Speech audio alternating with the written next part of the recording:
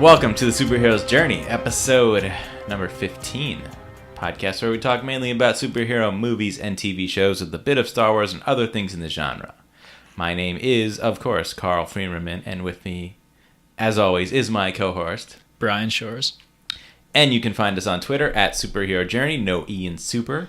Write to us at thesuperheroesjourney@gmail.com, where heroes is plural. That's Heroes, heroes, not possessive, for all you non-grammar fans out there.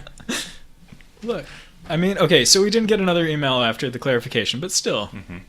Yeah, maybe it'll never happen, but whatever. Yeah. Hey, if you're listening and you like us, just maybe tell some other people about us. Yeah. Maybe some other people who like this stuff, and maybe they'll start listening. And then maybe we'll have a better chance of people actually commenting on Twitter or writing us on email. Yeah. Or even if you don't like us, just be like, hey, want to hear two stupid people talk about stuff I don't care about? Then listen to that, and maybe they might actually enjoy it. Or, who knows, we just need to get up to, 20,000 downloads in a month so we can start getting sponsorship? Yeah, we want to give you some ads. Yeah. Okay? We know you love them. Isn't that exactly what you want? You just want to hear about Blue Apron from us? Yeah, and if you don't like us, just tell us why you don't like us. That's acceptable too. Oh, yeah. Yeah. We've actually gotten that. We got it once. Yeah, we got that once. All right. Super charming. Let's start this week with the whole Matt Reeves shenanigans going on. Yeah. So Matt Reeves had to confirm that his Batman film will be part of the DCEU. Yeah.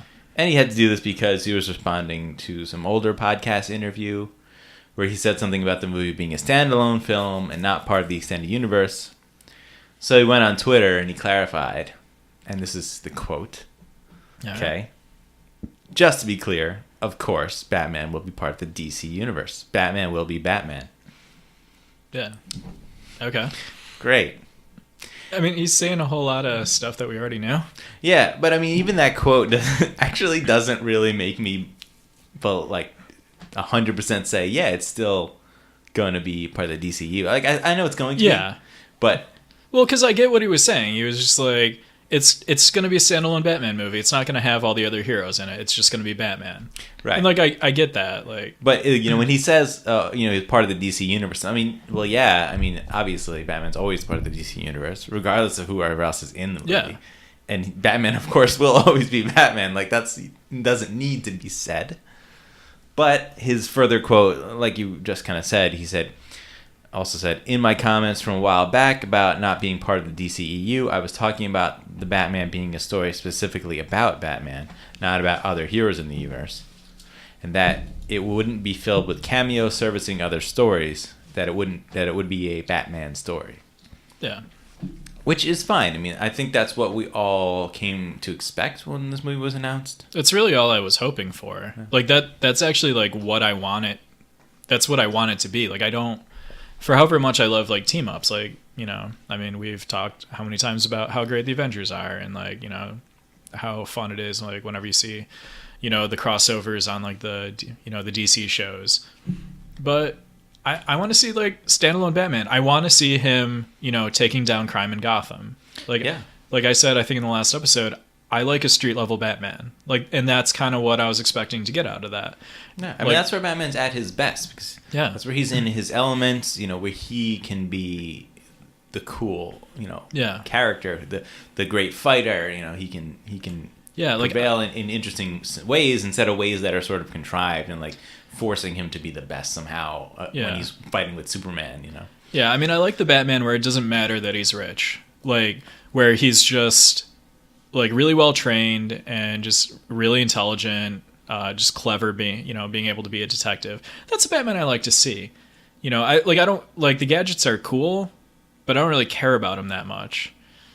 So so that's kind of what I'm hoping for. Because I like what I think Matt Reeves was saying really early on, where he's this is going to be a dark noir kind of detective story.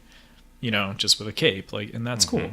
Now, some people I saw when I was reading about this and commenting on boards and stuff were thinking that this also meant that it wouldn't have other Bat characters like Robin, Nightwing, or Batgirl. And to that I say, no, you should have those characters. Oh, yeah. Absolutely. Like, Yeah. that's a Batman story. Yeah. Those characters are part of his Well, you story. you gotta have like the Batman family. Yeah. I mean, that's the I mean, you don't have to, but it would be cool. Yeah. And realistically, that's what I really want out of a Batman movie. Yeah. Because that's something we've never gotten done correctly, you know. Now, would you want this to be a prequel? Like where, in Batman vs. Superman, you have the Robin suit, ha ha ha, joke's on you, Batman. Like, do you want to see that Robin? Or do you want to see a continuation of that, where, it's like Jason Todd was a good soldier, or whatever the plaque said, and, it's them carrying on the mantle? I would like to see a prequel in this case. This is the one scenario where I think they absolutely do need to do this. Yeah. Because they've done this out of order, and I don't think that's working for them. And, Ben Affleck's not getting any younger, so obviously I think now would be the time to get this movie done before if you wait a couple movies and down the road, and now he's not really going to stay in this universe and he's not going to do it. That would suck because that history is apparently already there, but we didn't get to see it. I mean, that's disappointing and sad. We never got a good, compelling story about Batman and the other people he's brought into his life. Yeah. And that's what always made me the most interested. Whenever I watched Batman the Animated Series, my favorite episodes were his emotional interactions with his other characters. Oh, yeah.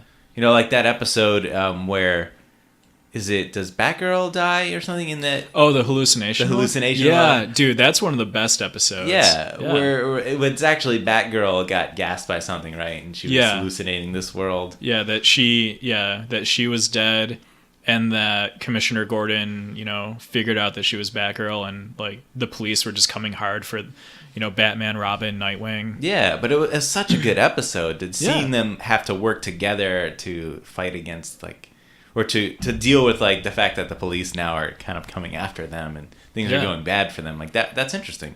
Yeah.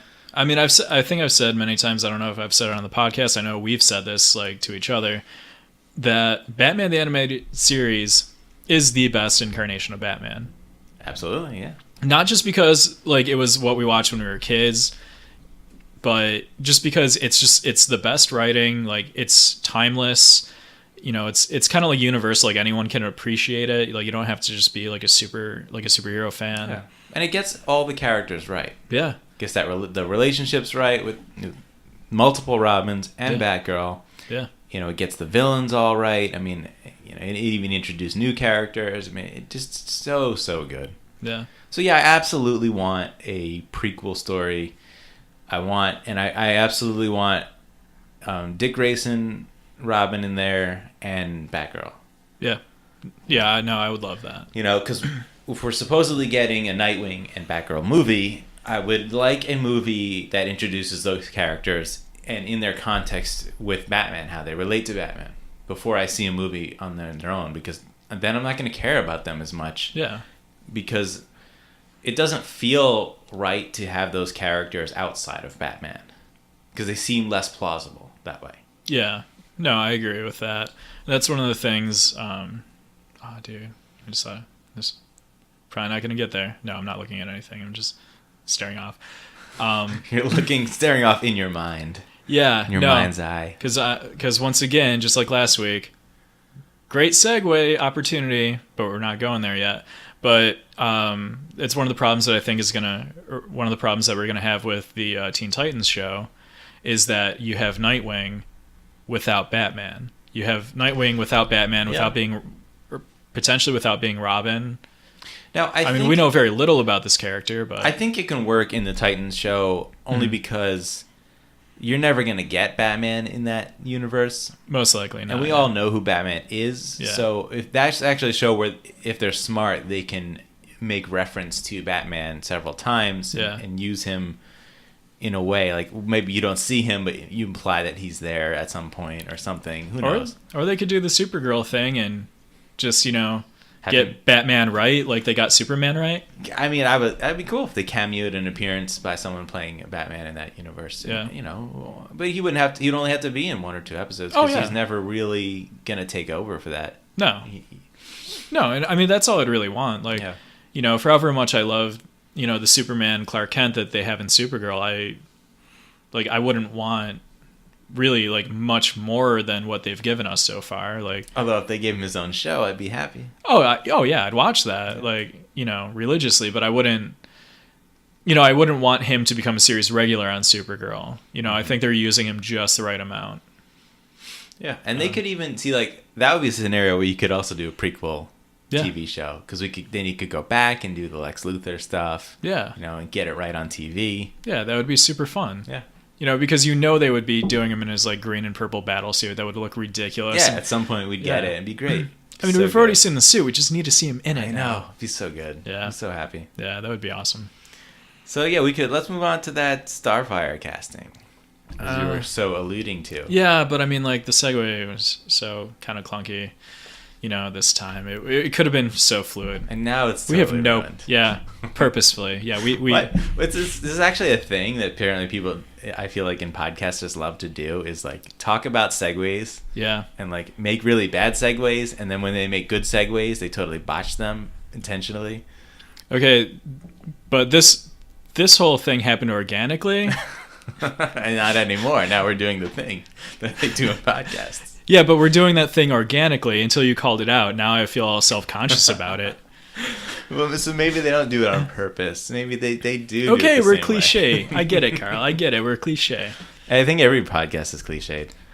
Yeah, but we're cliche in the best way. Mm. So Starfire has been cast for the Teen Titans show. Yeah, whatever they're going to call it. Do you have her name? Yeah, it's Anna Diop. It's Diop. And she's known for what? She was on 24 Legacy, the reboot, or the sequel to 24. Never watched it. No. I was a big fan of 24 when it first started. Mm-hmm. But I stopped halfway through the second season because I realized that I don't really like 24. I like 12. Like, I like the first 12. I like the first half of the season. That's really cool. And I like the second half of the season, but I don't like it all through. Mm-hmm. And then I just kind of lost interest partway through. Talk about stretching an idea thin, right? Dude, how many times can Jack's daughter get caught, like, in one day? So, okay. Yeah. The big deal with this controversy, or casting.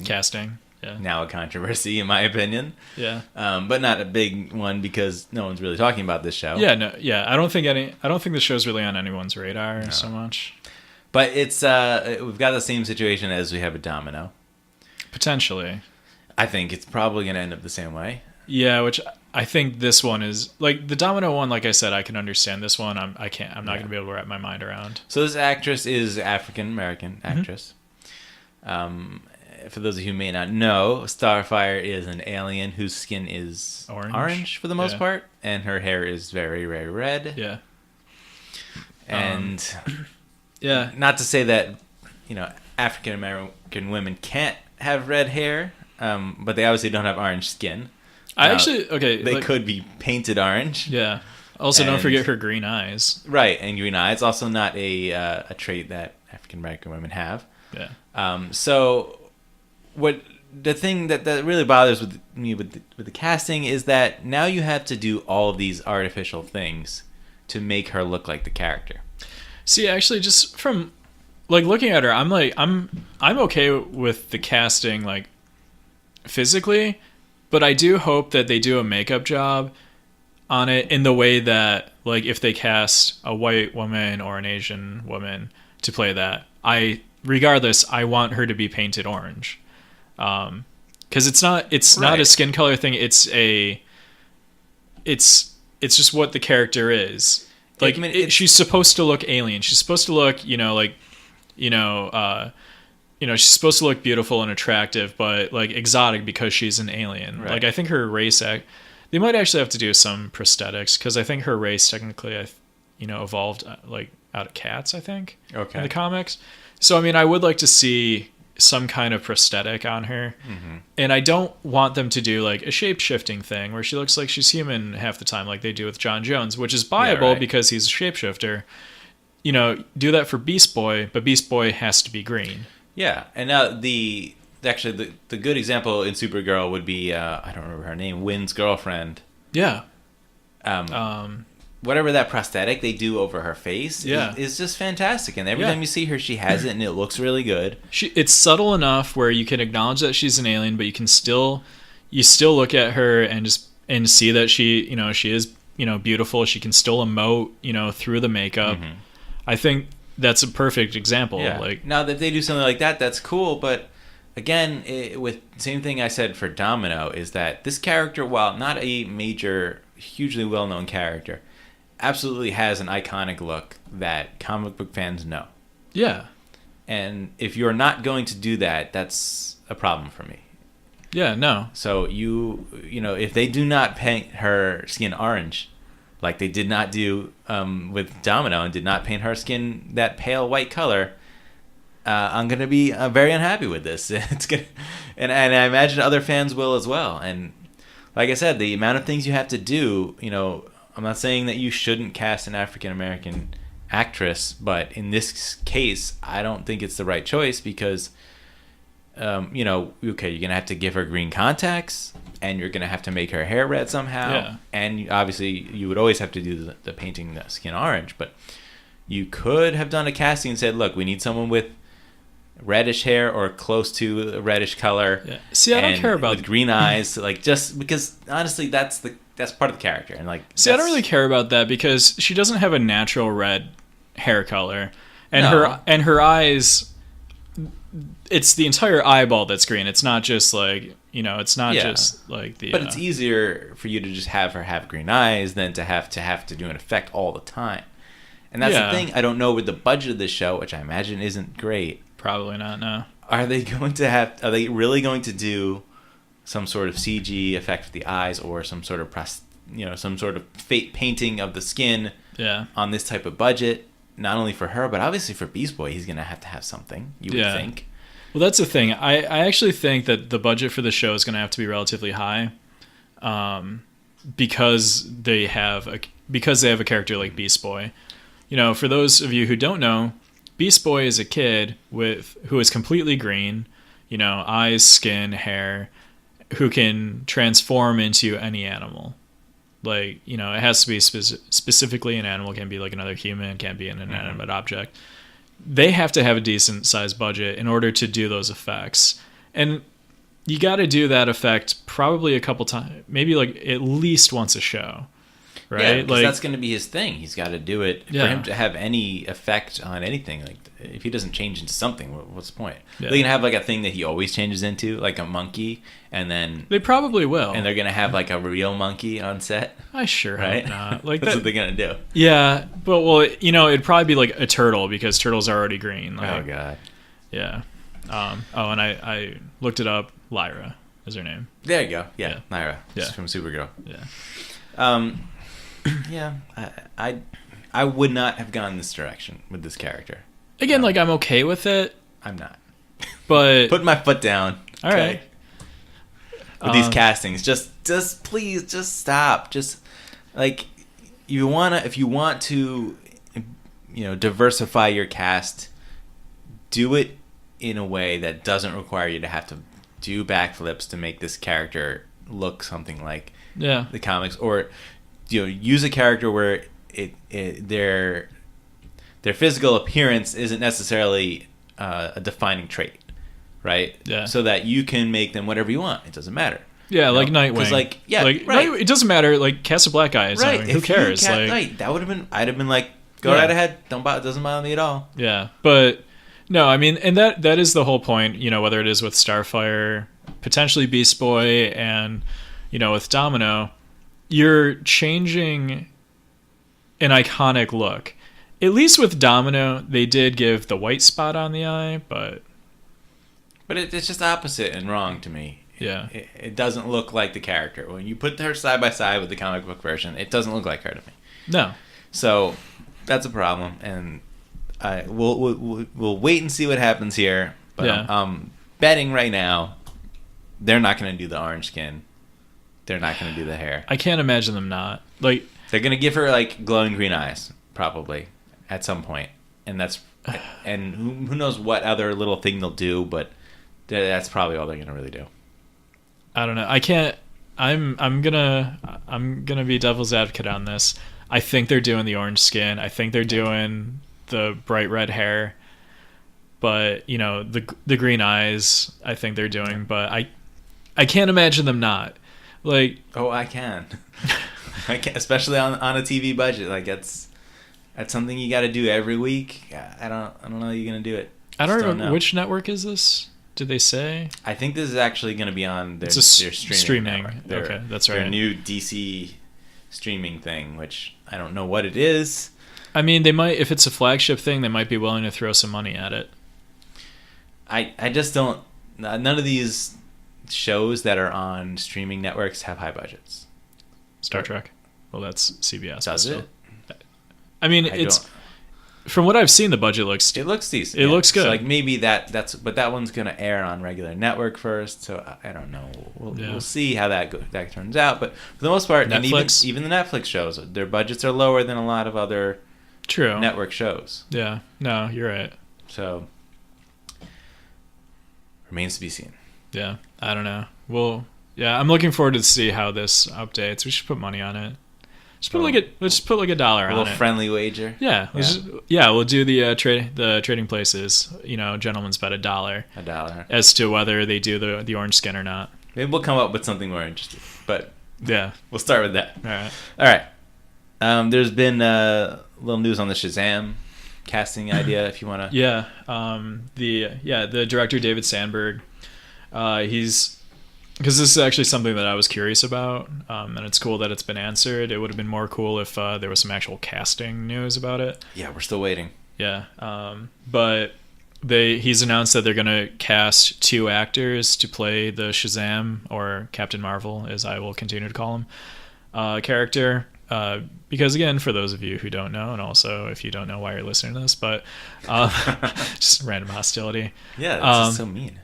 Yeah, Captain Marvel is a 10-year-old boy who, when he says Shazam, turns into a Superman figure.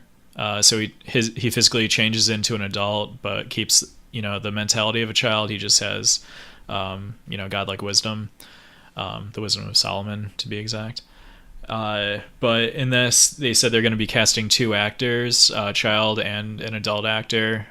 They're not going. I guess at one point they were talking about trying to de-age the actor, which it's one thing if you're doing the Kurt Russell thing from Guardians of the Galaxy, and take him back to how he looked in the 80s when he was still an adult. Right. But it's probably a bit too much to go from an adult to a child. Yeah. Because at that point, you're just like mapping like childhood photos onto. Yeah, and I'm open to it either way. I think it's fine that they're going to do separate actors. I just don't know if they're there yet with the effect.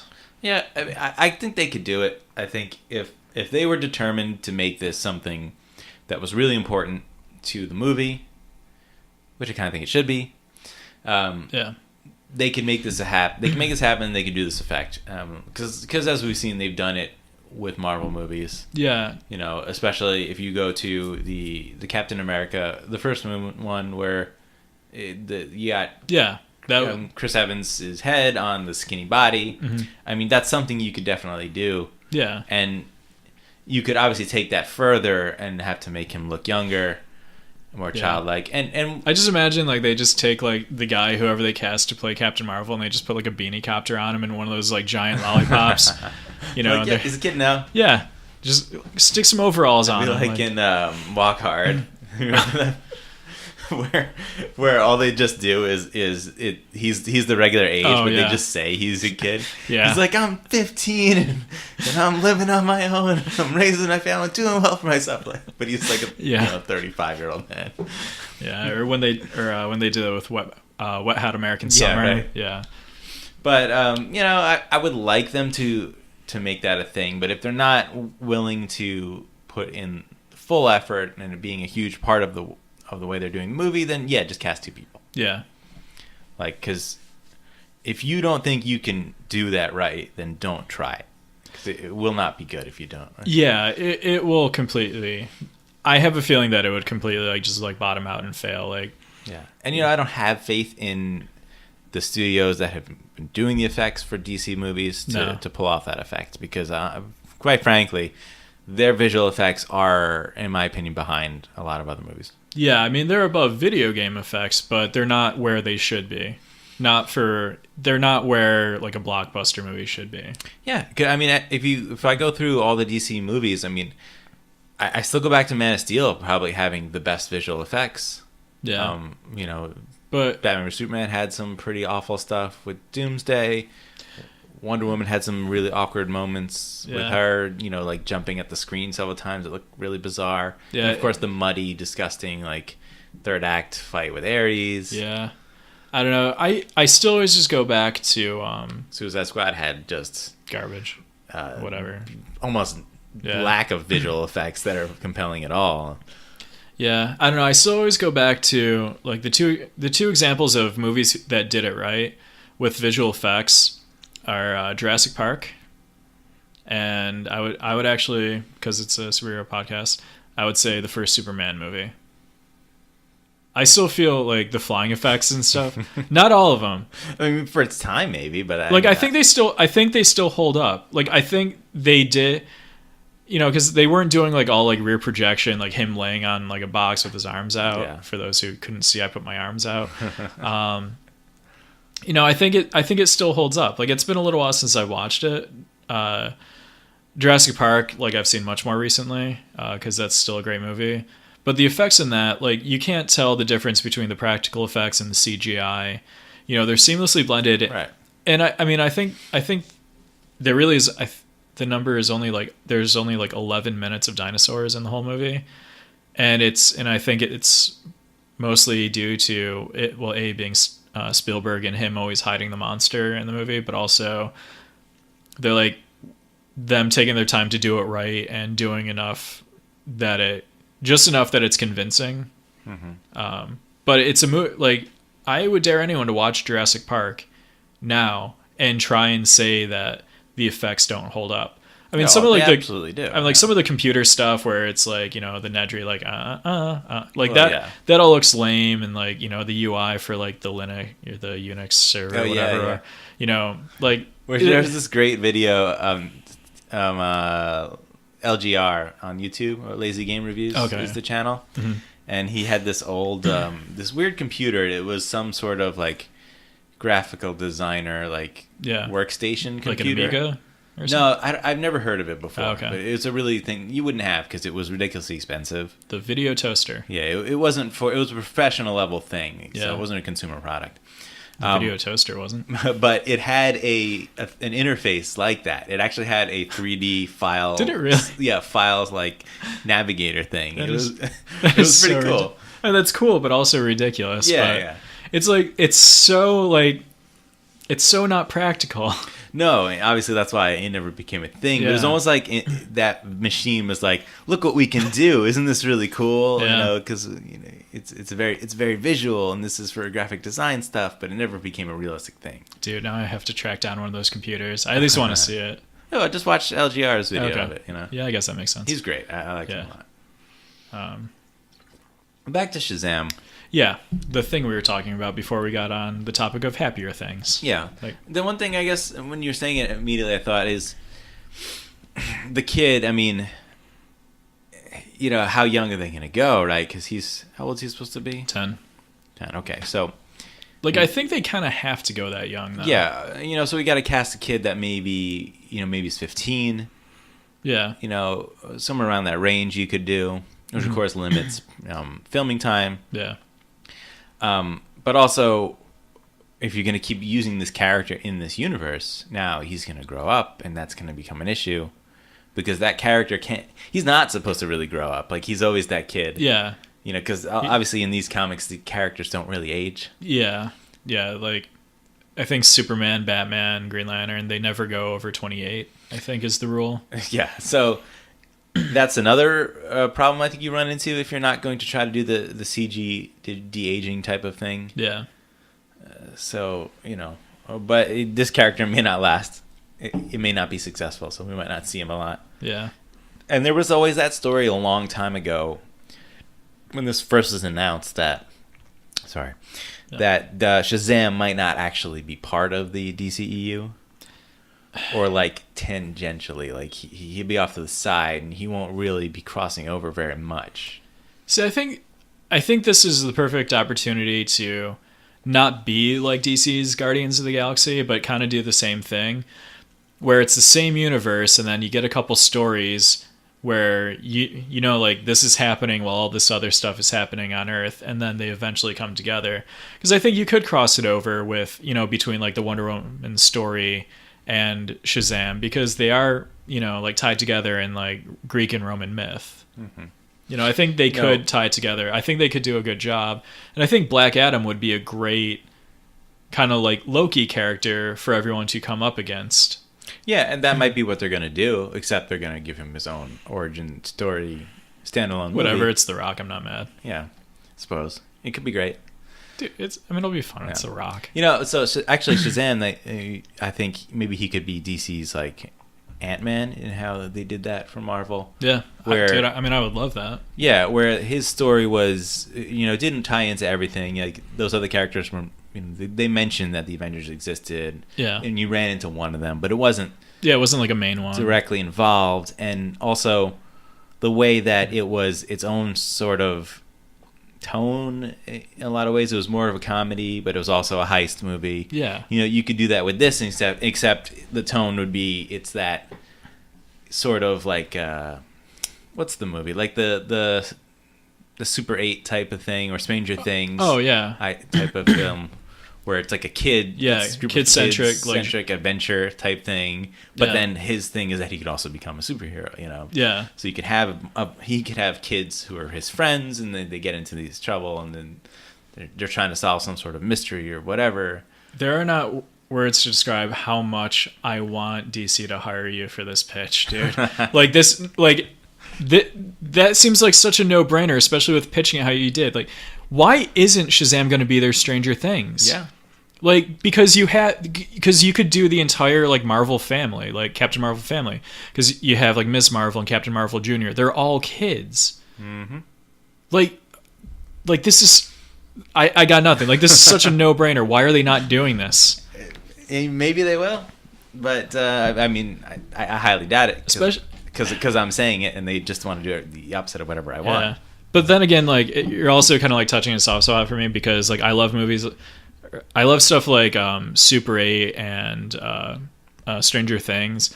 Like Stranger Things, I mean, we've talked about in the past. Like, it's fun to watch, especially for us, because it, you know, at least for me, it reminds me of like growing up like a nerdy kid in the 80s. Absolutely, yeah. You know, a lot of the nostalgia. You know, like the Dungeons and Dragons thing that they were playing. Like, that was me when I was that age. Yeah, you know, and like Super 8. If that movie came out when I was a kid, that's what me and my friends would be doing all summer. Not like the alien thing, but like we would be running around, because that's what me and my friends did. Like, we ran around with a video camera, like making movies. Like, you know, like it was just fun. Like, that would have been my entire summer. Like, so WB execs, give us a call. We can flesh out this idea for you. Yeah. Or if you want, just steal it and do it really well. Yeah. Yeah. No. Free to use, I guess. Yeah. I mean, just maybe a little credit. Maybe just you know, just promote our podcast. Promote the podcast. Yeah. Maybe give us a sponsorship or something. Yeah. Give us a shout out. We'll sponsor. Yeah. You know, it's fine. Yeah. All right. So let's go to, we got 2 new pictures for 2 new vehicles in Star Wars Last Jedi. Yeah. One of them is an AT-M6, which is an all-terrain Mega Caliber 6, which I don't know what the hell Mega Caliber, maybe because it has this big cannon on its back. That's what I would imagine. Yeah. And then the other one is a Dreadnought, which is like a Star Destroyer, but it's like twice as big, they said. Which, I mean, that's getting kind of ridiculous. You're basically making a triangle-shaped Death Star at that point. Which is the less interesting one to me. Completely. Because that design is like not really changing much, and no.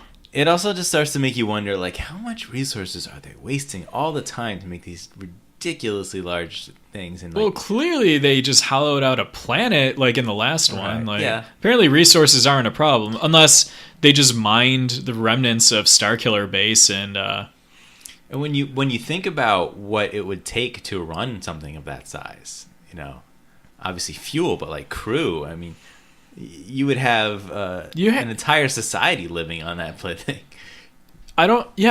You would. Right? Like, yeah, you would have thousands upon thousands upon thousands of people. Yeah, it would literally be like a major metropolitan city on there. Yeah, like it doesn't make sense. It seemed almost unfeasible, but like my mind was blown like years ago when like I was looking up like numbers for like naval ships, like actual like in use naval ships, to see that there's like 500 people serving like on like a aircraft carrier or something like that. I'm like, that is a lot of people to be on a boat. The thousands of people that you would need on like a Star Destroyer, right? Like it's ridiculous. So for pitching ideas, okay, Star Destroyers. I just got a fresh one. Okay, all right. This type of Star Destroyer or this dreadnought, right? What we could do is we could do a Netflix style series, okay, which takes place entirely on one of those ships and just revolves around the everyday life of living in this situation, and it's all Imperial soldiers. So it's like The Office on a Star Destroyer. Yeah, but it wouldn't be. It could have intrigue and drama, and it would have, not everybody's obviously would be an officer, because there would have to be people who are, selling stuff and, just working, I mean, yeah, they're just going to have somebody like just in the galley, just like making burgers like all day. Like you could totally serving blue milk. An entire series. I would watch based on that. I would watch that, but that's no surprise to anyone. Yeah. So that one, it's okay. But the other one is pretty cool because it looks like a gorilla. Yeah, it's like AT Walker, but I think it's supposed to be a little shorter. Yeah. And it's got this big cannon on its back, and its front legs are like almost like gorilla arms. Yeah. Like they're big and thick, and they kind of almost curl down. Yeah. And when I see that, I'm just like, yeah, like that's cool because the AT Walker seems so unfeasible. Like the way they move is just very slow and clunky. Yeah, like you shouldn't create a weapon that you can trip. Yeah. This one looks like it could maneuver much better, and it could aim itself better, Yeah. Yeah, because when I saw the pictures, like instantly my mind went to like, okay, I'm willing to bet that those front arms like roll down, and like it gets like a bunch of it can go to different levels and heights and stuff like that. Yeah. It's not like the AT-AT or the ATST, the chicken walker, where it's just an awkwardly maneuvering. Actually, I always loved the AT-ST. Like it was cool. I thought that one got taken down by teddy bears, but it was cool. Yeah, I mean the way that they fought them, that of course, whatever. But the design I thought was great. It seemed much more practical than the AT-AT walkers. I mean, wheels would have been more practical.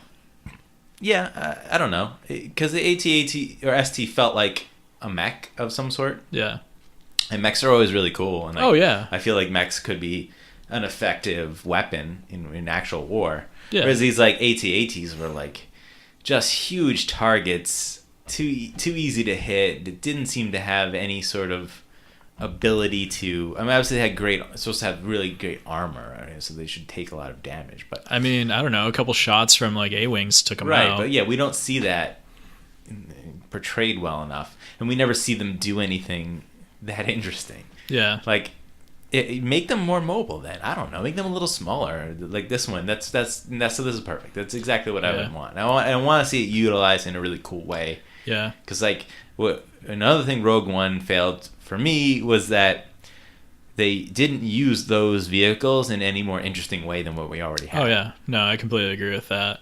I don't know. Like the whole thing though with this is it's completely absurd. Like the design of these things completely absurd. Yeah. But it's such beautiful science fiction. Mm-hmm. There's no rhyme or reason to why they should do this. Like it's just it makes sense not to do it, especially when you have like when like flying is trivial to them apparently. Yeah. So like why wouldn't they just have fighters come in? Why would they just have these like lumbering robot camels come in? Because it's beautiful science fiction. Yeah. It's a great visual. It's super exciting. It's it's reminiscent enough of like a tank or something like that where you're like, okay, I know what this is. I know what it's doing. and you're invested enough where you get excited when, you know, they shoot out that tow cable and wrap the legs and then, like, you know, shoot at the neck of it and it blows up.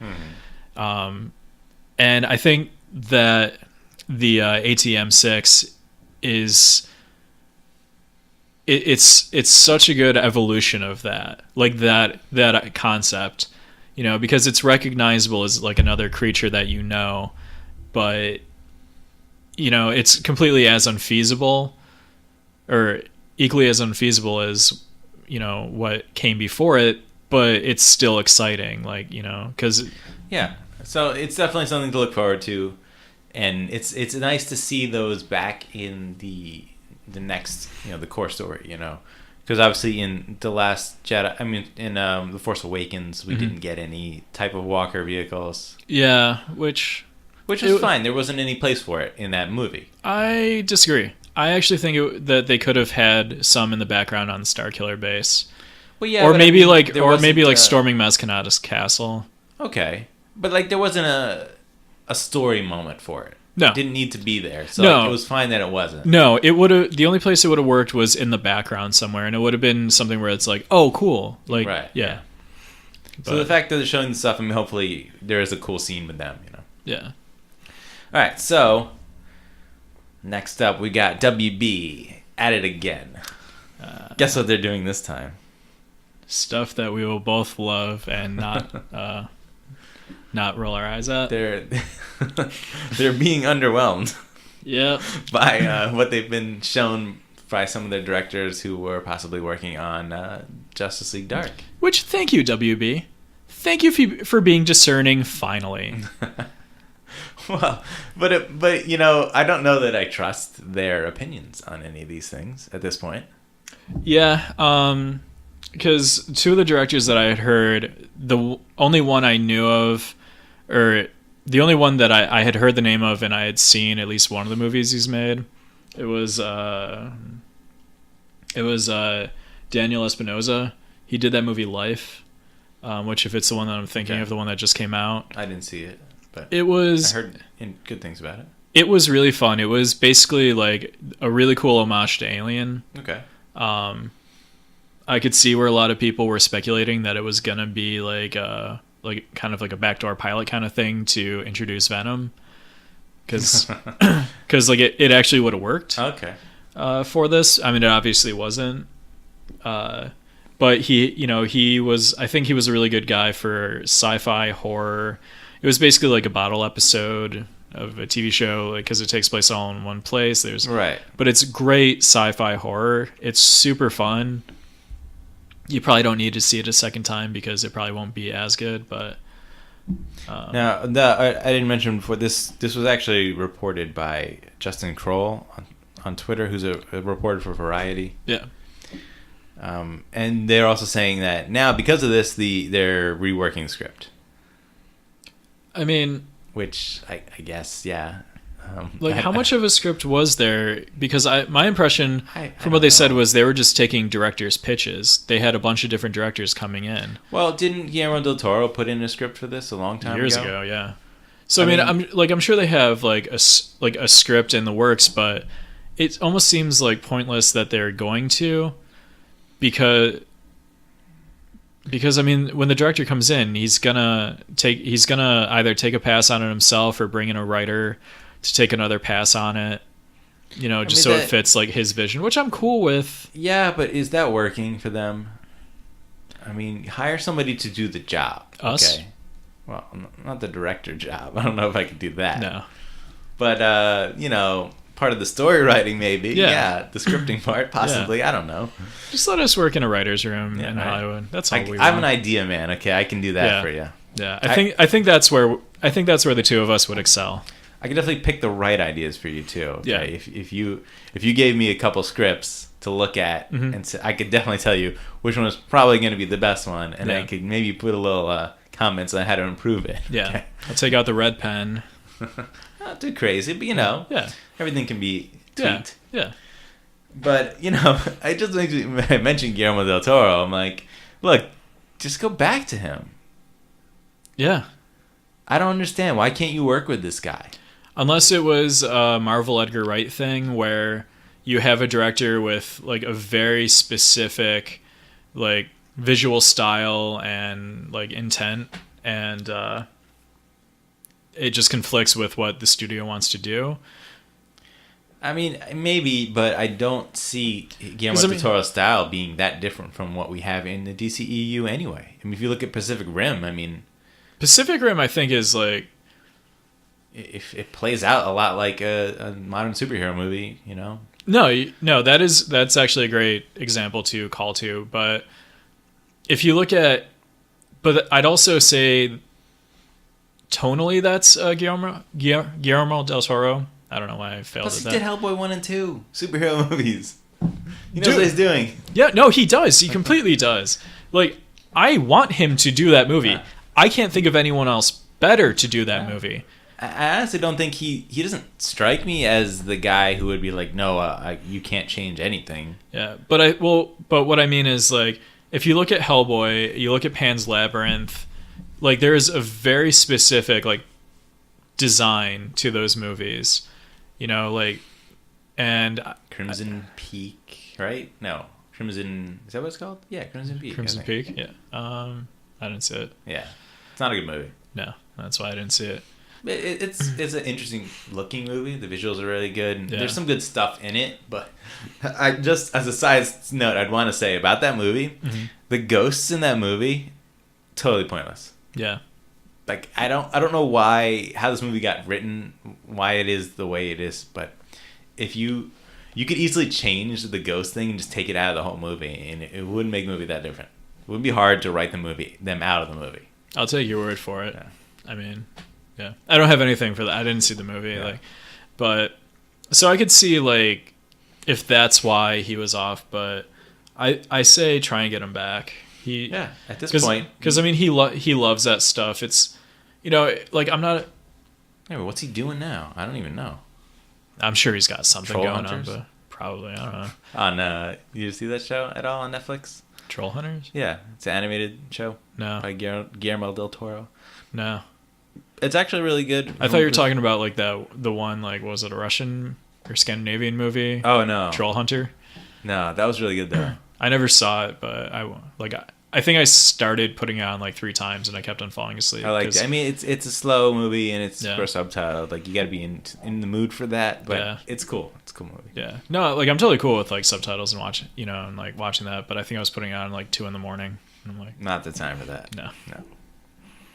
So yeah, I mean, with the troubles, like again, troubles, like not being able to get the script right, having to rework it again, like something is not right there. Yeah. And we can only hope that this gets resolved. But I at this point, I think I can confidently say that Jeff Johns is not making this work. Unless there's somebody behind the scenes that is holding him up. That's, you know, because I have a lot of faith in Jeff Johns. I've enjoyed a lot of the stuff he's written. But if we're supposed to be thinking that he's the guy who's going to be like the Kevin Feige, Yeah, but he's got a partner though. yeah, I know. But I think maybe the partner would be more the business side, Yeah. right? But I don't think that it's happening the way we expect it. Oh no, well, I mean that's obvious that it's not Yeah. happening. But I also think that we have to give this stuff a little more time because Zack Snyder just left. Yeah. And all the stuff that he had his hands in, you know, it's now just kind of getting like turned over. So I don't know. We'll have to see. Yeah, I think there's a lot that's going to change probably with this in the future, but it doesn't look like it's writing itself. No, at this point. no. And I don't mean writing like WR, script writing. yeah. I mean Like writing the ship. Writing the ship. Yeah. Yes. No. All right. So with that in mind, we got some more WB news. Yeah. Which probably plays into the idea that they still have no idea what they're doing. Mm-hmm. So also via Variety, okay, WB is in final negotiations with Glenn Ficarra and John Requa. I suppose. Yeah, I don't know how to say that. To direct a Joker and Harley Quinn movie. I like to think that the reason why they got this job is because they were the writer-directors of a movie called Crazy Stupid Love, which is the best title for a Joker Harley Quinn romance movie. Yeah. Basically, what we joked about last week with the W execs, we're like, yeah, those guys, they did this movie called Crazy Stupid Love. Okay, yeah, get those guys. Yeah, I get it, because Joker's crazy, she's stupid, and they're in love. Yeah. It's perfect. That's all you need. Yeah. These guys, I guess they also did that. I haven't watched it, but I've heard great things that showed This Is Us. The one where it's like that tearjerker show. Yeah, which I haven't watched either, and I don't think that's going to make people want to watch this movie based on them working on that. Well, I mean, I think it's all like family and relationship based, so that might be what helped them get the job. But yeah, they've also done something called I Love You, Philip Morris, Focus, Whiskey Tango Foxtrot. All of which I have seen. Yeah. No, I haven't seen any of these. And Focus had Will Smith and Margot Robbie. Yeah.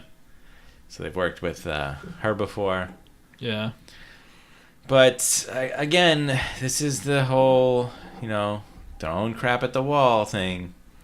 I mean, they're why are they doubling down so hard on Joker now? And obviously Harley Quinn, I get. Yeah. Now, this also came in with this news. They're saying that this is going to come after Suicide Squad 2, and it's going to push back the Gotham City Sirens film. Which I'm very excited for, because now all of that stuff is unstable. So it might go up in flames, just like Justice League Dark, apparently. It might, but I'd rather this go up in flames. I mean, if I had to choose any of these movies, I would choose Gotham City Sirens. Right? To see, you mean? Well, okay. Here's your choices. Okay. Wait, my choices for what? To see the movie? For them to make. Or to make, okay. All right? and let the others fall to the wayside. Okay. You got Joker Origin movie. All right. Joker Harley Quinn movie. Okay. Suicide Squad 2. And Gotham City Sirens. Gotham City Sirens. Yeah. See? Yeah. No, I mean, you're not wrong. Yeah. I know, shockingly we agree on something, but... Because it just makes sense. I mean, the idea of seeing those characters together, which would have been Poison Ivy, Harley Quinn, and Catwoman, is it? Yeah, I think so. Right? Yeah. That's cool. I'd love to see that. It sounds more interesting than Suicide Squad 2, because we've already seen that, and I don't... Obviously, some people liked it, but it didn't really work. Yeah. And I don't think any of those characters really came out of that better off, in things that we really want to see more of them, other than Harley Quinn. Yeah. And, Joker stuff, I mean, God, I don't know why they're pushing that. I don't know. I would like to see them do...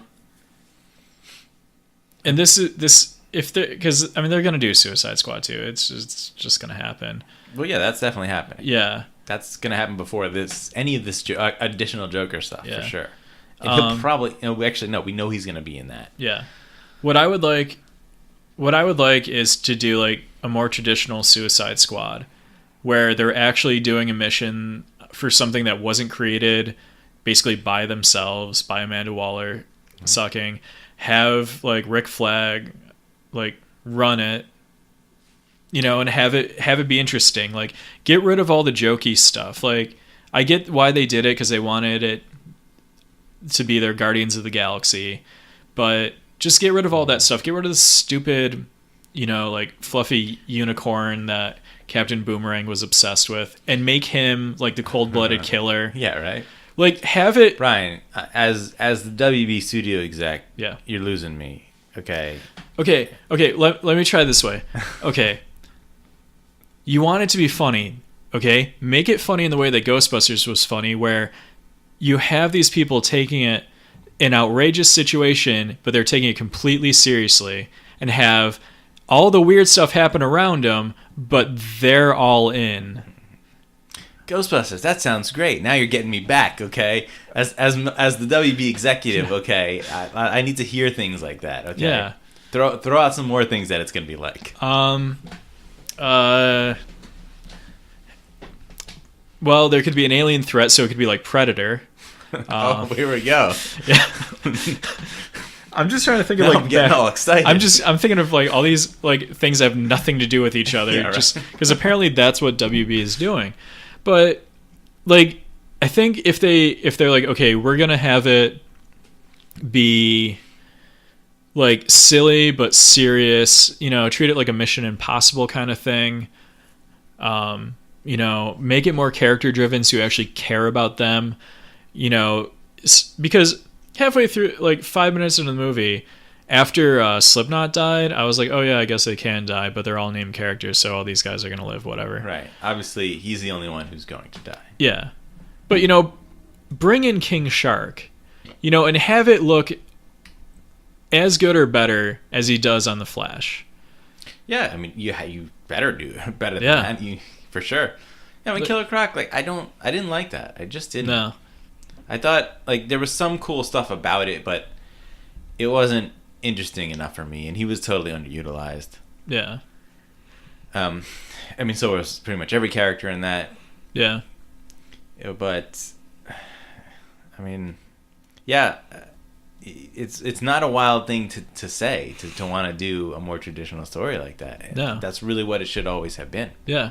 Like, I don't think it's out of line to, like, if Ant-Man was a heist movie, like, make this an espionage movie. Right, and if you saw End of Watch, Mm-hmm. which the director David Ayers. Yeah, David Ayer did. Yeah. I mean, that's kind of what Suicide Squad should have been. Yeah. Yes, they were police officers, right? But Yeah. if you obviously just switch that with the Suicide Squad, and it's like they get involved in this situation. Obviously, they're put on a mission in that case where it wasn't like that in End of Watch, but it just gets crazy and out of control. That's what you want it to be. And it becomes this like frantic, high tension, Mm-hmm. sort of nonstop pace type of thing. Where they're constantly moving forward in this scenario and dealing with all these new things happening. And everyone's skills and abilities are helping them get by and to get to whatever they need to accomplish. Yeah. Because I think you kind of just like hit the nail on the head with something that, because I really wasn't into the movie, I didn't really kind of think about it all. There was never a scene where like they had to use each of their own abilities like together. No, it was very arbitrary the way they used them. It was just to show that these guys have like they never had their Voltron traits. moment where they all came together and like fought. Right. They never had like that scene from the Avengers, where you have the long tracking shot where there was no Fantastic, team moment. Yeah. Or moment. There's no V in moment. Yeah, so I mean, again, we've got more Joker, Harley Quinn, just doubling down on these characters that are popular, yes, but don't necessarily warrant movies of their own. No. They might do well on name alone, and that's not what I mean. I don't want to see a movie made purely because we think it's going to make money. Yeah. Like, obviously, every movie is designed and made because they want to make money. It's a business. I get it. It's a business, but this very much seems like they're choosing the projects that will make them money before choosing the projects that they think are going to be interesting direction for that universe, and getting the right people working on these things. They're just like, let's hire these people to do this thing that's popular and will make money, and maybe we're hiring good people, but it's not how Marvel is doing it. Where and of course I'm going to go back and act like I'm the huge Marvel fanboy, but the way they're doing it is that they've designed this plan, and that they want to get to a certain point, and they want to do certain characters, and they're getting people to write those, and they're building it in the right way beforehand. So they're saying, look, we want to do this character, we want to do Black Panther, and like, how do we write that? How do we get that into our universe? Let's figure that out before we go and say we're gonna do it, and then we're gonna hire somebody to write it. Yeah. It's like it seems like the whole writer's room idea is like that's the way to go. Like, I can't wrap my mind around why anyone would think it isn't the way to go. Like, why you don't have one... Because, like, Lucasfilm has that. They have the Lucasfilm story group, where you have one group, I think it's led by Pablo Hidalgo, who is kind of like the Kevin Feige of the story group. Like, he's the head of it. Like, who... You just have this group of people who are like, okay, let's break what we're going to do on Rebels. We're going to, come up with, the elements for the next movies. It doesn't make any sense to me that for any group that is trying to do one cohesive universe, like the DCU or Marvel, Star Wars, the laughable dark universe, why they don't have a story group. Just coming up with ideas, figuring out the timeline, and then hiring the right people to like break the scripts and like write them out and do that. I don't get it. Yeah. So the two of us will start the DC story group. I mean, like, our initials are close enough, BC, right? Yeah. Yeah. And we'll work with Kevin Smith. Yeah. Yeah. I mean, he knows the canon, right? And he's seems like a cool dude. Yeah, I'd say he's fairly enthusiastic. Yeah. If you guys want to see a good Kevin Smith thing, I just watched the Screen Junkies movie fights from Comic-Con, where it was like him and Elijah Wood. Oh yeah, I saw that one. That was a good one. That was great. Uh-huh. Yeah. All right, so moving on to something that's probably maybe a little fun to talk about. Yeah. Hopefully it goes nicely. So Neill Blomkamp was asked on Twitter about what MCU character he would want to direct for a movie. I don't know why they asked him. I don't know where it came from. I don't know. I mean, it's probably one of those Q&A type things. Yeah, they probably just had a bunch of questions. Right? And somebody's like, yeah, what'd you do in Marvel movie? Which really doesn't think, I would never have thought, like, yeah, why would Neill Blomkamp do that? But he said he would do an Iron Man movie because he really likes that character. Yeah, which I could kind of see him doing that. Like, I could see him doing it justice. Because, he's done, like, good, like, outlandish sci-fi with, like, District 9, like, on a shoestring budget. So yeah, and there's always been some interesting tech in that, and all the stuff he's done. Of course, all the cool weapons and the mech suit in District 9, and then Elysium had those cool medical bay beds that healed anything, and you had that like exoskeleton thing suit that he had that was kind of interesting. And then, of course, Chappie, you had the robots in that were really great. So I could see him doing that. I mean, sure. I'd be open to it. I enjoy his stuff. Yeah. Like, I don't go out of my way to watch it, but like, I enjoy it. Like, when I heard he was working on an Alien movie, I'm like, oh, I want to see that now. Yeah, and if I was Marvel and I was considering doing an Iron Man 4, I mean, maybe I would float that idea and think about it. I don't know if he'd be perfect for that in that. I don't know what creative aspect he would have on that. Yeah. I don't know if he's perfect for Iron Man. But... Right, because Iron Man, I mean, obviously Marvel would have a very specific direction that might need him to go in, and it might not be where Neill Blomkamp would take that. Yeah. But I did have an idea that I thought would be perfect for him if he was going to be a Marvel. Okay, I also have an idea, and I have a feeling that it might line up, so I have a second one just in case. So, yeah, my call was Ghost Rider. That is not who I said, or who I was going to say, but I'm all in on that. Yeah. So Ghost Rider is not sci-fi traditionally, but it is obviously falls into that character in some ways. He's more like mystical, spiritual type thing. But, it's like urban fantasy kind of. Yeah. But if you look at how District 9 was this story about really just about the main character. Yeah. Right. And his journey and his transformation. And his struggle. I mean, you do that with Ghost Rider. Yeah. No, I'm sold. Yeah. Yeah. And the visual effects that he could do, obviously he has a great eye for that. So he could do some really great stuff with Ghost Rider. And of course he can throw his techie stuff into the motorcycle and have that be really cool and interesting. Yeah, I don't know if I'd really want to see that, because with Ghost Rider I would like to see it just be like, like Doctor Strange, like all on the mystical side. Well, yeah, I mean, like I'd like to see it more aligned that way. Mostly mystical, but I feel like his motorcycle should be, at this point, something less traditional, not like, you're not like a Harley type motorcycle, because kind of the Danny Ketch one.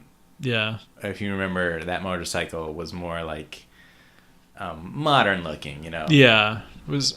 Was that the one? No, I'm thinking of Ghost Rider 2099, where it had like the massive like skull shield, I think, on the front. Yeah, I wasn't thinking that. I mean, not that he couldn't do that too. Yeah. But I'd rather have I'd rather have, obviously, the Danny Ketch Ghost Rider, because it's the one we haven't seen, and he's one of the major Ghost Riders besides the obvious Johnny Blaze, which we've done, and that we shouldn't do that again. I would be open to a reboot of that. Yeah, and it's time. I think it's time for that. And I think one last thing I want to say, that S.H.I.E.L.D. proved that people really like that character. Some people really like that character. Well, you might not have loved the way it came I liked aspects about it. Yeah, but that really boosted some interest in it. Yeah. Got a lot of people like, oh, this is really cool. I want to see more of this. It got people interested. I'll say for Ghost Rider, I think he had a great image. Like, to the point where I added it into the banner on our YouTube page that you guys should all go to. It looks so good. Yeah. It really does. Yeah. So what was your idea? What should Neill Blomkamp do in your mind for the MCU? I'd give him Nova Corps. Yeah. That's a good one. Definitely a good one. Like, I was trying to think of something like really obscure. He's definitely done the space stuff and the tech stuff. And it's really like a tech. Stuff, it's an alien tech heavy thing, and I'd love to see him actually do something like entirely in space. I think this is. I think he's probably a director that's going to be one of the best fits for that, because everything that he does, he's great. He's great with the visuals and making everything feel really grounded and cool. I'm going to show Brian something, and none of you can see it. Oh, okay. That is what I was thinking of. This is the classic Danny Ketch Ghost Rider shot, motorcycle, and that's something that's different from what we've seen before. Yeah. No, that would be cool. Like, I think he could do something cool with that. And maybe we'll throw this up on Twitter. Yeah. So you were saying, yeah. But yeah, no, I think he's the right guy, because. And I think he is a better fit for the MCU than I was giving him credit for, because I'm thinking back to District 9 and after you were talking about it, and it really is a character piece. It's very much all character driven. Absolutely. You could almost even forget it, like the situation in it about like the segregation of the prawns, the aliens, and like, and just focus on the Chardo Copley's character and what he's dealing with, and his journey from A to B, from like going from human to turning into the alien. Yeah, I mean, there's a lot of emotion and drama for his character in that. I'd give him Richard Rider, like, or even maybe if they want, give him the Sam Alexander, where you have some. It might be a little too reminiscent of like Star-Lord, but like, where you have somebody coming from Earth to, find his father, and, take over, as he's taking over the mantle of Nova. Mm-hmm. I don't know. I think there's a lot of stuff that could be cool with that. Yeah. But both of these are good choices in that. I kind of want to see the Ghost Rider one more. I'll be honest. Like, thanks. And that's, well, for two reasons. One, I want to see a Ghost Rider that I'll like. And I think he could pull it off, depending on who's cast. Even though I did like Nick Cage, and like I would have watched Nick Cage as Superman, because I know that dude loves the character, and I think that would have come through in the performance. Yeah, his casting was fine in that movie. Yeah, no, I was totally cool with it. But also, like, I'm still holding out hope that the really awesome like team space movie, like, it is eventually Green Lantern, because I do love the Green Lantern, and I want it to go to that. I want that to be like my favorite space team movie. Nova Corps to steal that from you. Yeah. Because as far as I'm concerned, the Nova Corps that I saw in the first Guardians of the Galaxy is still the best representation of Green Lantern. Oh, Darkhawk would be right up his alley. Darkhawk. I'm drawing a blank. Darkhawk is that I'm googling. He's got like this like I think like a Iron Man type looking suit, but it's got like a hawk type wings on it, and has like a visor look. And the character, he's actually transported to this like alien ship where he is controlling the Darkhawk remotely, and he's not actually. Oh, okay, yeah. Darkhawk. Okay, yeah. And it's very sci-fi-ish. That's that guy. Oh wait, I want to change my answer. So, I'll give him Beta Ray Bill. No, yeah, Darkhawk would work really well too. Yeah. But yeah, these are all great ideas for Neill Blomkamp in the MCU, in that they can be fleshed out by him. Yeah. And fit into the universe like James Gunn. Sean William Scott is Guy Gardner. Yes. It always comes back to James Gunn. Yeah. Was able to create and do the Guardians of the Galaxy on the side and not have it really, able to show and craft that in his manner. Yeah. And I think it's also like with James Gunn, it would be like a surprise choice for a director, where I think a lot of people would just be like, really, that guy? Because like if you look at it, like a lot of James Gunn movies, you might not think that that's the guy you want to give like a multi-million, like a huge budget, but he is the right guy. Yeah, and I think Neill Blomkamp is that guy. I think I completely agree. That chance, and it saddens me and almost sickens me that he doesn't seem to have a place right now.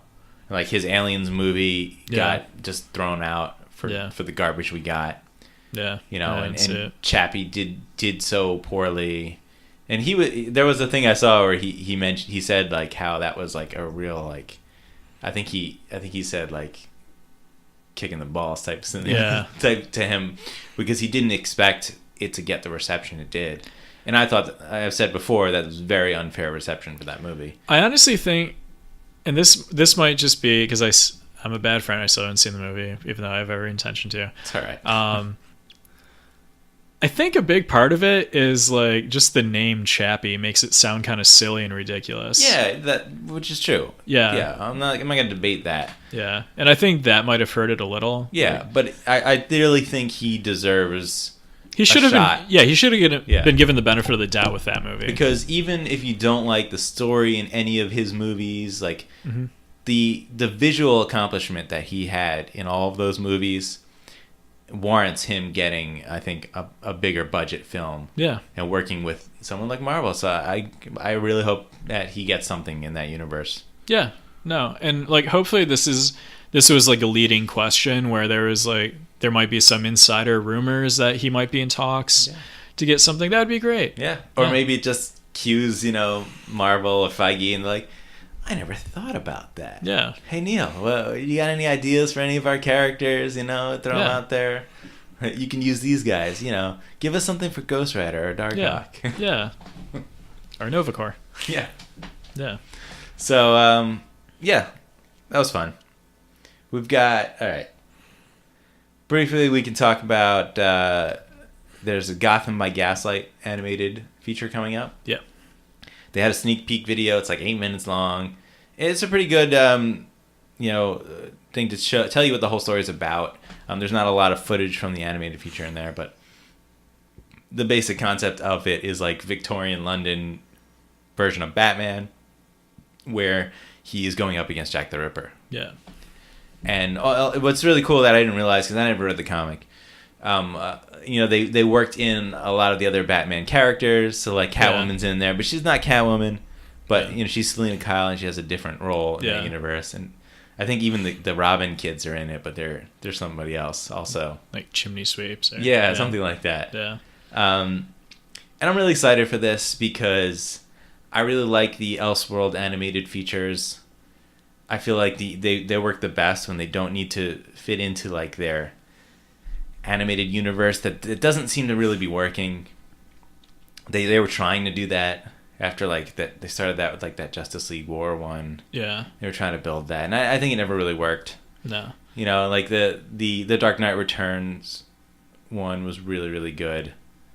The Gods and Monsters one. Was, I thought, excellent. Yeah, that one was a lot of fun. So I haven't been watching any of the recent ones because they really didn't pique my interest. But this one does because it's something very different that I just want to see. Yeah. I've skipped over this preview. Normally, if you've been listening to the podcast or if you know me, normally I'll flock to this stuff. Like you've been on top of like all these animated features. Yeah, but this is an adaptation of a comic that like I was reading. You've got beef against this, don't you? It just wasn't for me. Like I just couldn't get into it. I'm like it could not hold my attention. So I just didn't care about it. So then when I saw this, I'm like, I'm not gonna watch it. And then I'm like, I'll get over to Carl's and now maybe we'll watch the preview. And then you said it was 8 minutes long. I'm like, I don't need to see it. Yeah. Like, so yeah, I don't know. I'm not too thrilled with it. I still say that like the Teen Titans Judas Contract was a lot of fun. I recommend checking that out. I should really, because that's their like the seminal Teen Titans story, right? Yeah. So I'll try to get to that one. Yeah, I mean, there's no rush on watching it, but it's worth watching. It's a good updated like interpretation of the story.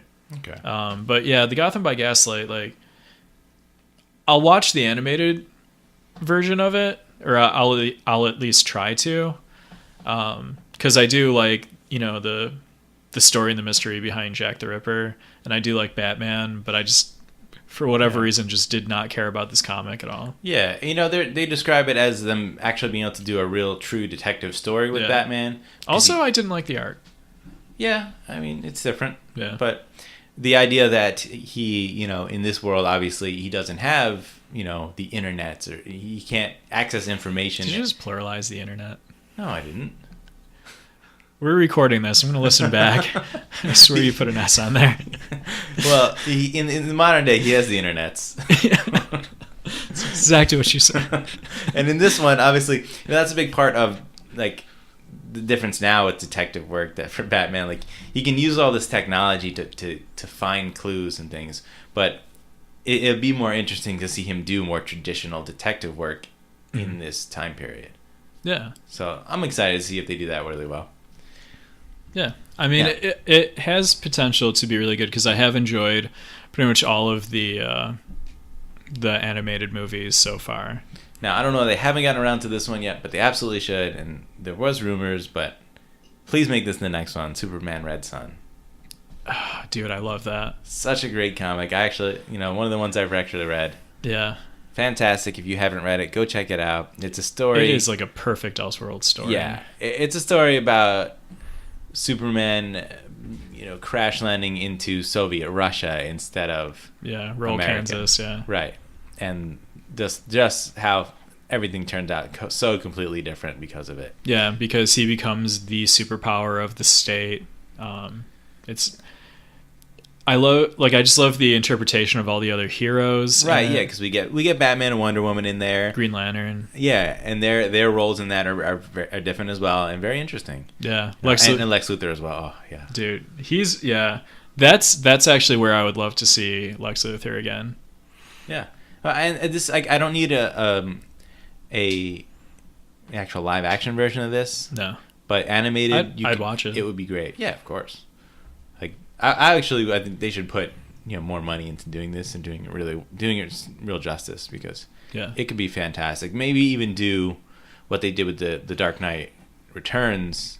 Split in 2 parts. Yeah.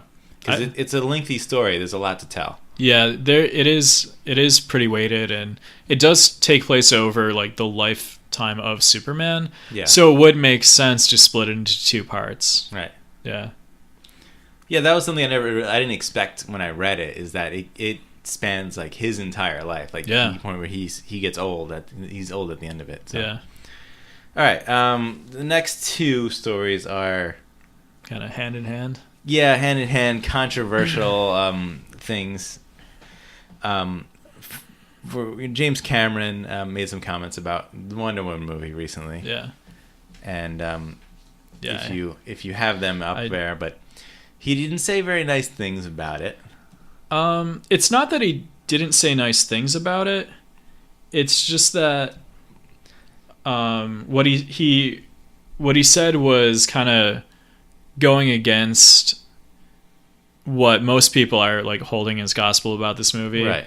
But I think it's also He really struck a nerve with a lot of people on this. Yeah, but I think it's also very much in line of things that we've said in the podcast. Not just Two Men, but Mandy, your fiance, also. Yeah. You know, who was right there, with us, in viewing this. But yeah, I have the quote.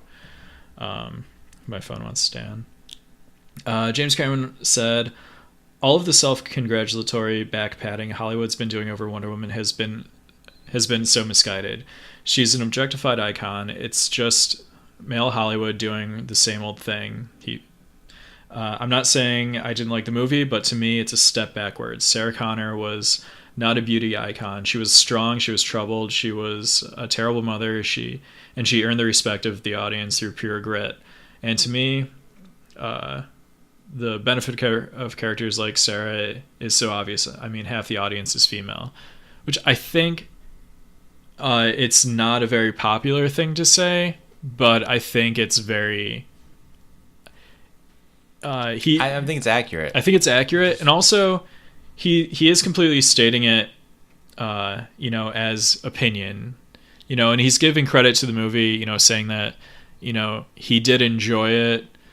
He's not taking away anything from the production of it, but the characterization of Wonder Woman, like we said, she is an objectified character, and it's hard to do. It's hard to not do that with Wonder Woman, I'd say, given the fact that always been that. Yeah, if you even look into the creation of the character, like, she was created to be objectified. Like, one of her earliest weaknesses was that she would become completely subservient to any man who tied her wrists together with her rope. That's a thing from the comics. That's hilarious. Yeah, but that's a thing. Yeah. Like, she was created. Get ready for that in Wonder Woman 2. Yeah.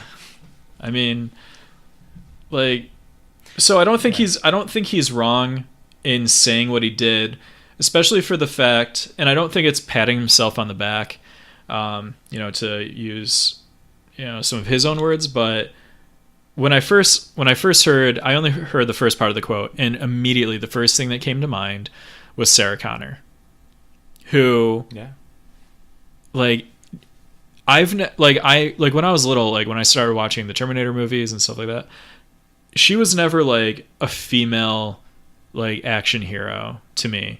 She was like just an action hero. Yeah, that's very true. Like, I'm not going to curse, but like she kicked butt. She was really strong-willed. She was driven. And I mean, I don't necessarily agree with what like Sarah Connor wasn't a beauty icon.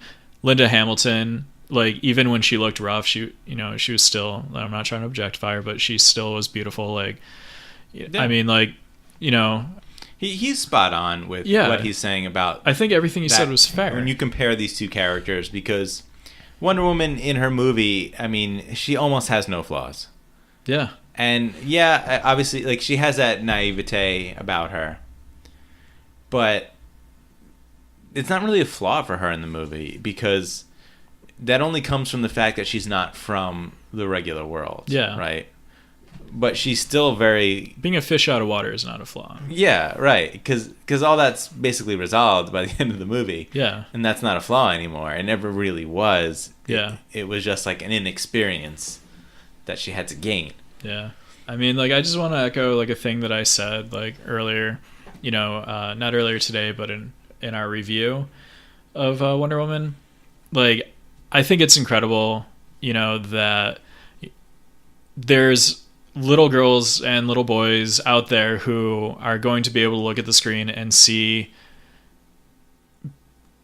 basically like what I saw when I saw like Chris Reeves' Superman, like a strong, like, inspiring hero, basically wearing the red, white, and blue, or red, white, and yellow in Chris Reeves' case, and Wonder Woman's case, actually. But I just wish that it was a better interpretation of it, because like it should have gotten the Iron Man treatment.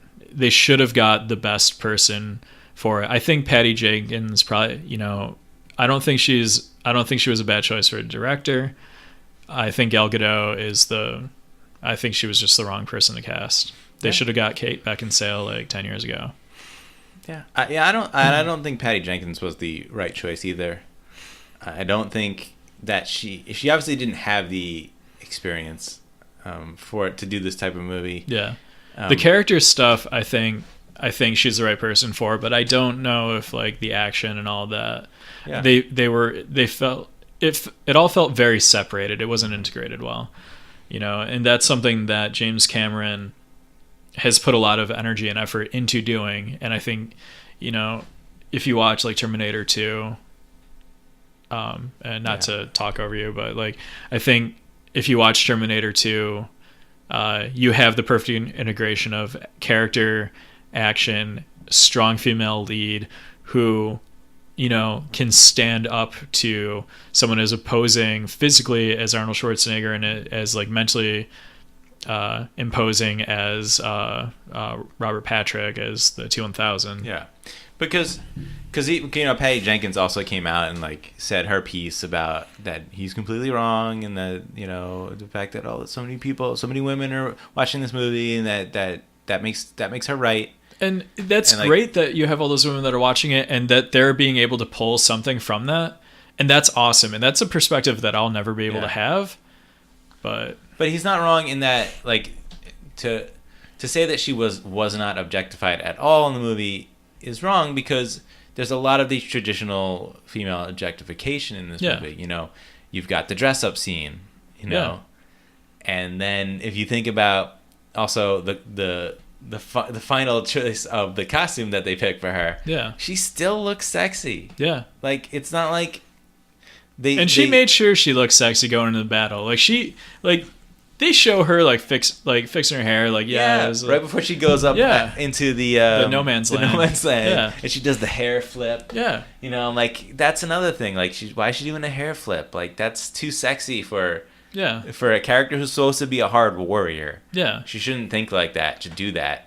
But I will say, if that is a thing that women want, more power to you. That's great. I don't get it myself, but I'm not going to take that away from you.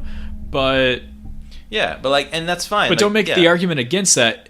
Acknowledge that that's there. If that's there and you're happy with that, you want that there, say that. Don't pretend that it's not there, though. Right, yeah. And like, what I'm doing is just pointing out that those things are still there. You know? She has some kind of heels in her boots, which doesn't make any sense. She shouldn't have those. Yeah. What was the other one I had?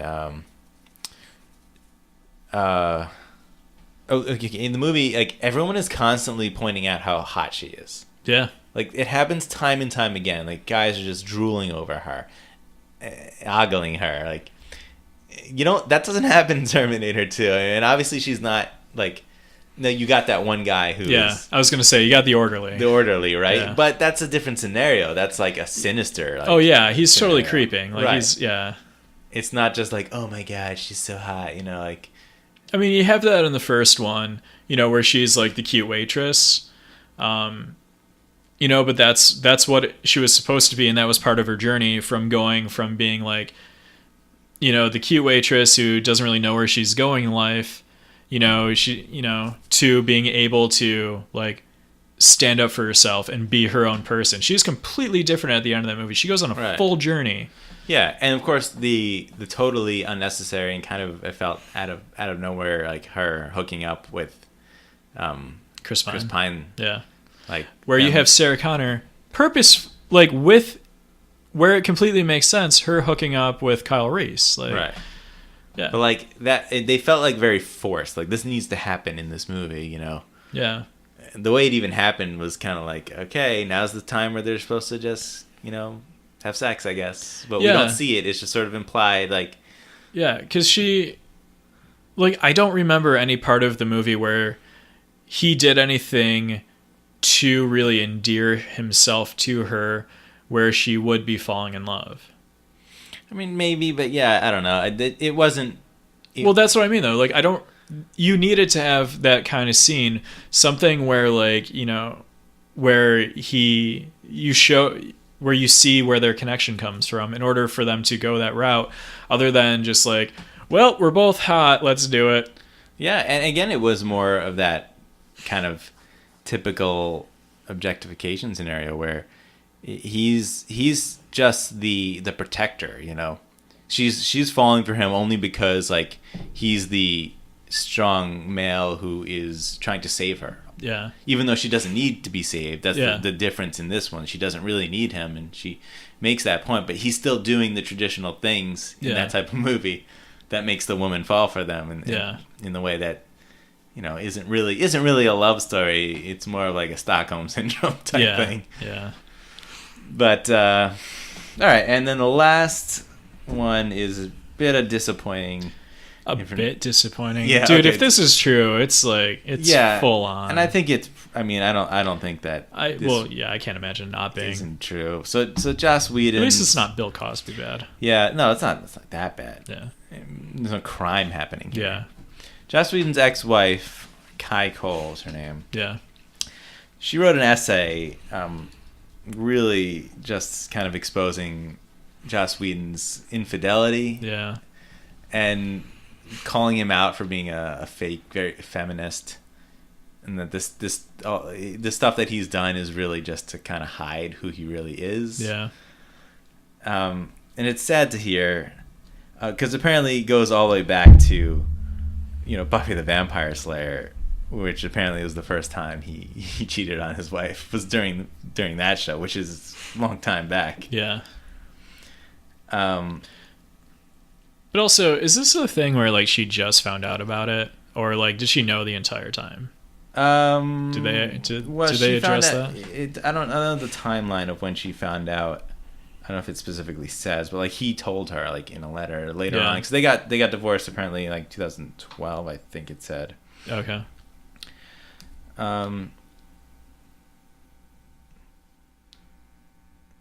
So I mean, there's interesting quotes in here, like I could read from what she's wrote. She said, there were times in our relationship that I was uncomfortable with the attention Joss paid other women. He always had a lot of female friends, but he told me it was because his mother raised him as a feminist, so he just liked women better. He said he admired and respected females, he didn't lust after them. I believed him and trusted him. On the set of Buffy, Joss decided to have his first secret affair.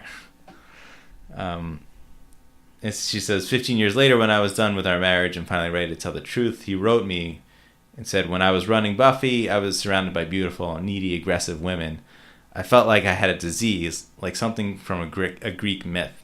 Suddenly, I'm a powerful producer, and the world is laid out at my feet, and I can't touch it. But he did touch it. Yeah.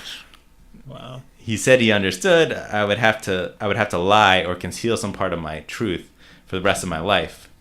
But he did it anyway, hoping that first affair would be enough that then we could move on and outlast it. But of course it didn't, and he apparently had done it several times before. Yeah. See, after. Yeah. See, like me, if that's like the actual wording he used, and I know like she's paraphrasing, but it almost seems like something like that just comes off as like very overproduced and just always comes off as very like disingenuous. Mm-hmm. You know, and like even beyond the infidelity, I lose so much more respect for him off of that. Like, yeah, it's sad because it's somebody that obviously you really like their work and you think they're like I had a lot of respect for him, like, you know, because it was one of those things where like, you know, I felt like I could always just like point to Buffy and be like, look, here's a respect shown to like a strong female character. You know, it's like it was created by a man, but it's, you know, it's just given like equal respect or more so, and it, you know, captured a lot of stuff that you can relate to, and now it's just like, oh, well, I mean, like it doesn't take away from the work, but at the same time it's like, really, dude, like that's kind of a because it makes him out to be very hypocritical. Yeah.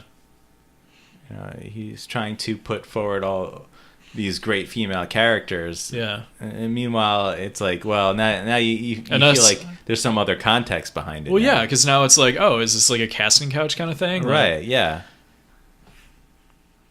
Yeah. I don't know. It's disappointing. like I still love Dr. Horrible's sing-along blog. Here, so I'll read another excerpt here. This is, of course, what his ex-wife wrote. So despite understanding on some level that what he was doing was wrong, he never conceded the hypocrisy of being out in the world preaching feminist ideals, while at the same time taking away my right to make choices for my life and my body based on the truth.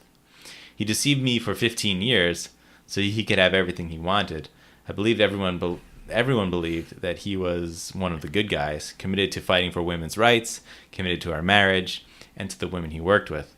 But now I see he used his relationship with me as a shield, both during and after our marriage, so no one would question his relationships with other women or scrutinize his writing as anything other than feminist. Yeah. This is harsh. It's brutal. Yeah, but I mean, if it's all accurate, which I kind of tend to believe, because like he didn't just like delete the post; he shut down his website over this. Like, and she came out in the beginning, saying that like she don't want to do this. She didn't really, but she felt that she had to because the image that he has, and like he's such the great feminist. He's doing so much to empower women with his writing. Like he's getting to be the good guy in the situation when he probably wasn't.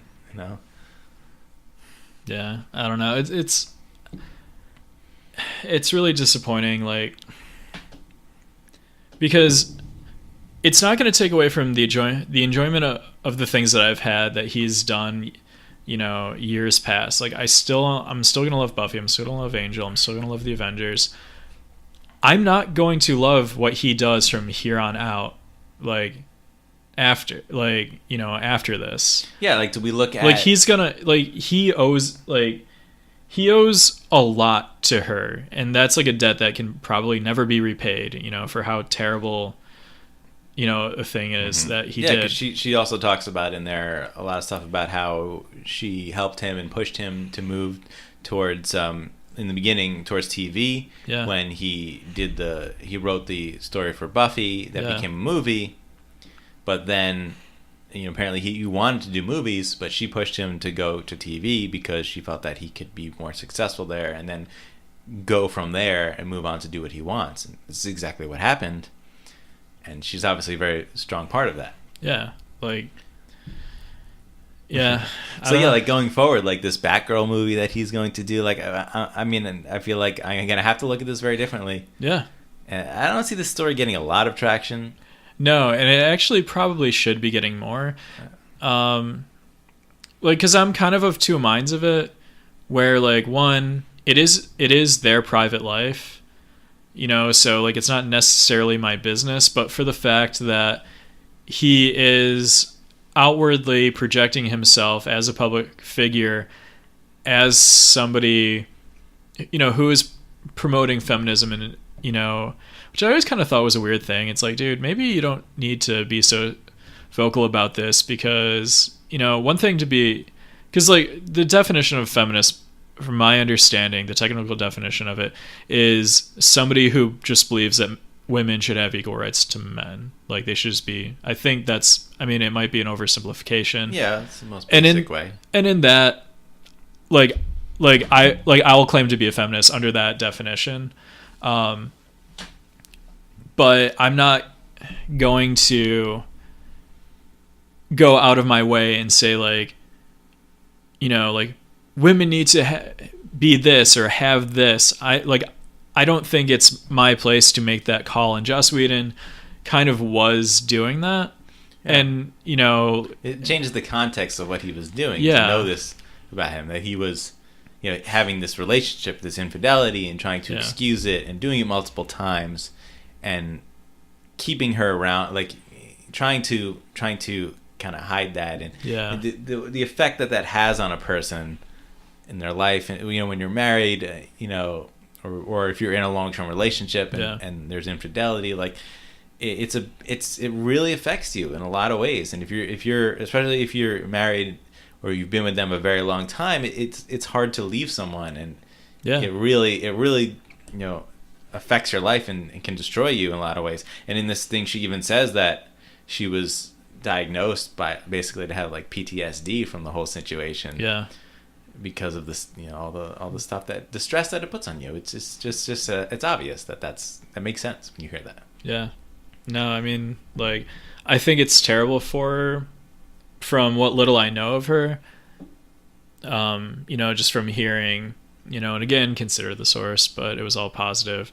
Just things that Joss Whedon has said about her in interviews past, just about, just all positive things about her, just having a strong woman in his life like that. Hopefully that she's able to work through all of this, and I hope she's able to come out on top of everything. I believe at the end of it, she says that she already has, like, this is her looking back on it. Okay. And I should say I didn't read the essay. Yeah. It's an interesting read. There's two sides to the story. Yeah. But Joss Whedon is not saying anything. He's not talking about it. And all he said was that some of it is misrepresentation. Yeah. But he's not commenting about it, which... Saying something's a misrepresentation is you're basically copying to most of it at that point. Right, exactly. So that him not coming out and really refuting very much of it and not really commenting on it kind of means that he's probably just kind of admitting guilt on this, and he's not going to make it worse by trying to say it's not true, which is the right thing to do. Yeah. So... I think that's it for today. Ending this on a high note. Very very somber affair. All right, I'll bring it back to something positive. What's We're recording this on Sunday night, so we get to watch Rick and Morty later. Yeah. And the Game of Thrones season finale. Whatever. Whatever. The 80-minute extravaganza. Sure. There be dragons. Okay. Yeah. Why not?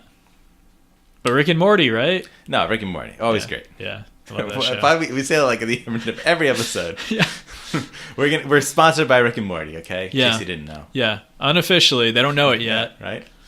Yeah. But and Loot Crate and Blue Apron and MVMT watches and every one that you hear in other podcasts. Yeah, right? Squarespace. Yeah, one day, okay? Yeah, one day we'll get there. All right, so this has been the Superhero's Journey, episode 15. Yep. My name is Carl Freeman. I'm Brian Shores. Write to us on Twitter at Superhero's Journey, no E in super, or at the Superhero's Journey at gmail.com. Thank you for listening. Thanks.